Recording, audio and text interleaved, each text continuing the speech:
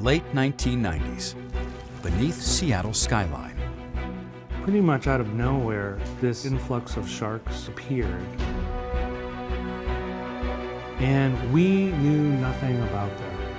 One of the world's largest and most elusive sharks unexpectedly appeared. Basically looking at a living dinosaur. There was no knowledge of these animals whatsoever other than that they existed. What could their sudden arrival mean, and how would it alter the ecosystem? Scientists began to investigate, but they had to act fast. So sharks throughout the system were disappearing. Vanished. As suddenly as they had appeared. Understanding what happened to them could be critical to shark conservation efforts worldwide.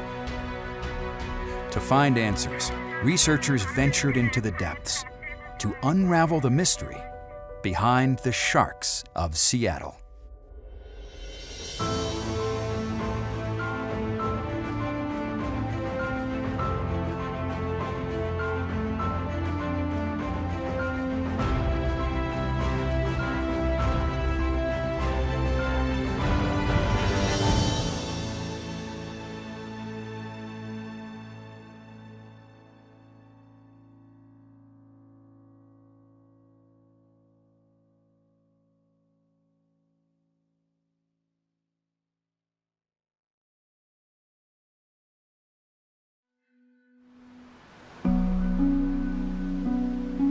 Jagged northwest corner of the continental United States, where the mighty Pacific wages war against a rugged and forbidding coastline. An arm of this untamed force reaches into the state of Washington. This is Puget Sound, one of the world's richest inland seas. As a biologist for the Seattle Aquarium, Jeff Christensen knows these waters better than almost anyone. I've been diving with, Pacific Northwest animals all of my life. He's logged thousands of hours below the surface and encountered a vast array of exotic creatures. But nothing could prepare him for the strangers who appeared on the scene in the late 1990s.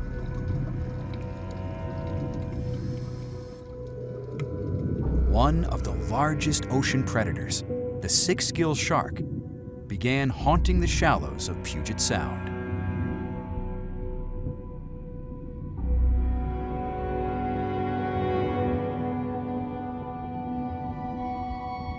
They call them charismatic megafauna, and for a good reason.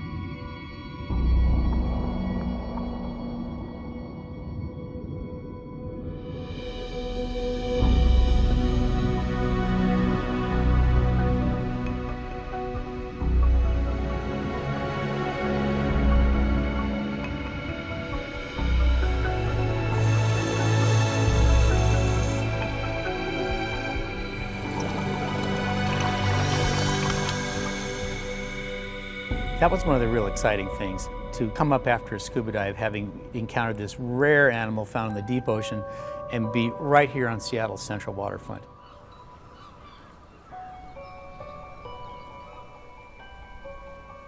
Had Seattle, a pulsing metropolis of more than 3.5 million, become a mecca for six-gill sharks? The very idea seemed impossible.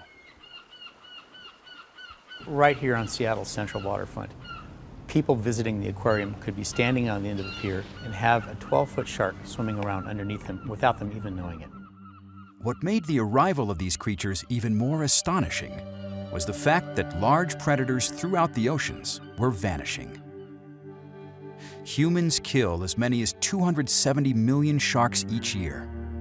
That's almost equal to the entire population of the United States. Because they grow slowly and have relatively few offspring, they can't keep pace with the demand. As a result, some shark populations have fallen by up to 70%. But in Puget Sound, these massive animals had emerged seemingly out of nowhere, and in big numbers.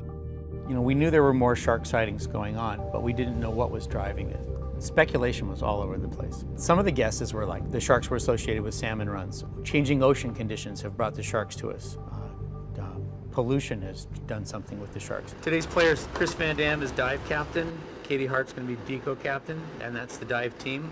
I'll be dive coordinator. Christensen and the team at the aquarium would spend the next 15 years searching for answers. They would become some of the world's leading six-gill experts. Based on divers' ears and based on where you want things to go. One thing was certain: large predators have outsized impacts on food webs. And whatever the team learned about these sharks would have implications for the greater ecosystem. And perhaps more importantly, it could inform shark conservation efforts worldwide. But scientists weren't the first to discover the six gills of Puget Sound. The initial sightings were made by a different group of underwater explorers. The dive community has been essential to this research from the very get-go.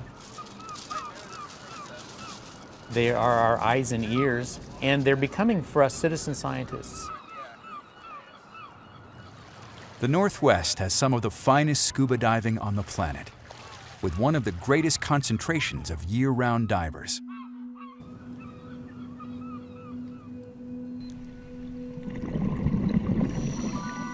Cold Pacific currents feed this lush underwater world. Well, every time we went out, we wanted to go a little bit further, a little bit further, a little bit further, see what there was to see.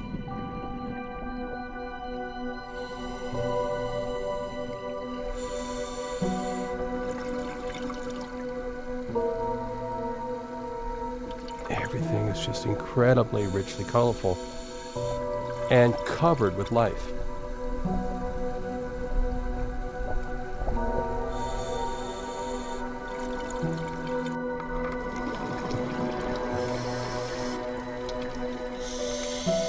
You never know what you're going to see. We dropped down to about 120 feet. All of a sudden, we saw this huge, giant Pacific octopus coming along the wall towards us. And he looked odd. He got up close to us, and we realized he was missing all 8 of his legs. And I saw a shadow coming from the shallow side, and my heart started thumping. And all of a sudden, I heard my buddy suddenly going, into his regulator, and I turned to see what was the matter with him, and there was a shark right here, coming right through the center of us. And it looked like watching a truck go underneath me. They are the size of a great white. And I realized I'm seeing my first six-gill shark. They're big. They're big sharks. You're with an animal that, in some cases, twice the size of you, that if it chose to do so, it could take you out in a second and have you for lunch. If I tell somebody about interacting with sharks right there in Elliott Bay, people are like, no, that doesn't exist. I go, oh, yes, it does. The sharks started swimming greater distances. It was as if they were building up for a long journey. Then, one by one, they headed north out of Seattle and away from central Puget Sound to the Strait of Juan de Fuca, and then out to the ocean. Some turned left and went down to California, some turned right and went up to British Columbia, but it was clear that they were off on their adult life into the Pacific Ocean. The exodus continued for several months until all the tagged sharks were gone. We sort of ended our research because there were no animals to easily do this work on. Phil and Kelly believe that when the young six-gills reached a certain size, something triggered them to leave Puget Sound and venture into the open ocean. Basically, they go off the continental shelf and go into deep waters, 1,000, 2,000, 3,000 meters deep. And we think this group of babies were growing up in Puget Sound, and as they left Puget Sound, there weren't more to replace them. The discovery provided a possible explanation for why sharks disappeared, not just from Puget Sound, but from Vancouver Island as well. This may be a totally natural pattern where, you know, the adults come in, they give birth, and then don't return for several years. There's compelling evidence that this is the case. But until sharks return, questions will remain. It's really a great question as to whether these animals will be coming back to the same waters that they grew up in to give birth.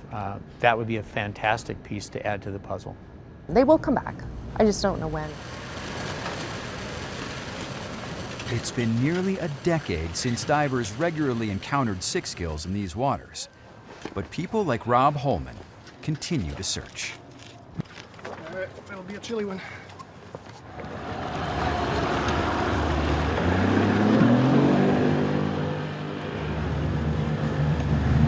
Which way are we drifting? We're kind of drifted in, aren't we? It's the wind that we're going to be concerned with. Yeah, so I need to get out a little bit. There have been a few six-gill sightings at one of the dive sites in the nearby area, so you know, we're a little bit down current of that, so we're hoping to draw some in. What do you guys think the chances are that you see a shark tonight? I give it about 50-50. Yeah. Yeah. Thank you.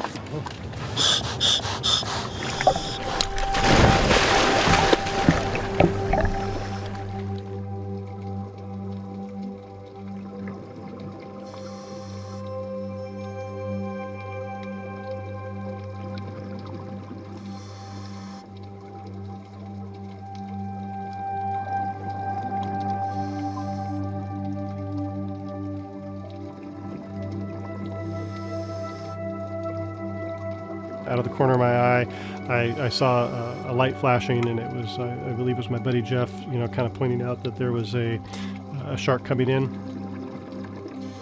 And you see one kind of a ghostly shape coming in and working its way towards the chum pile.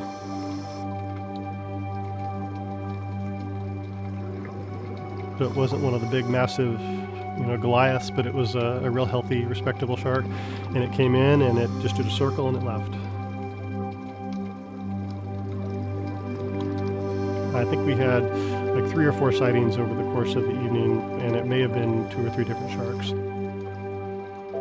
It's just like, wow, it worked. You know, it still works. Awesome. The little guy was cute. Divers have been reporting new sightings around Puget Sound.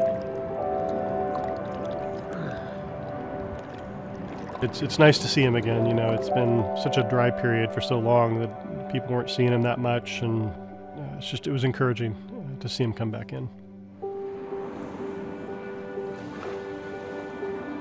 It's too soon to say if a new generation of six gills has emerged, but recent sightings have stirred hope. It's incredibly encouraging. You know, there was a couple of sightings, and everybody's getting their gear together and heading back out. I did.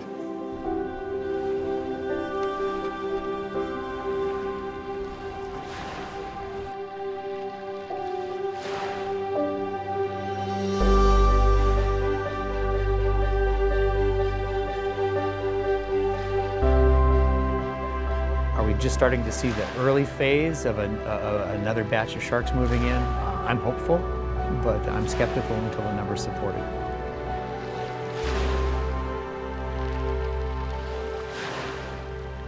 The story of the six gills is the story of the oceans themselves, and how much we have left to learn.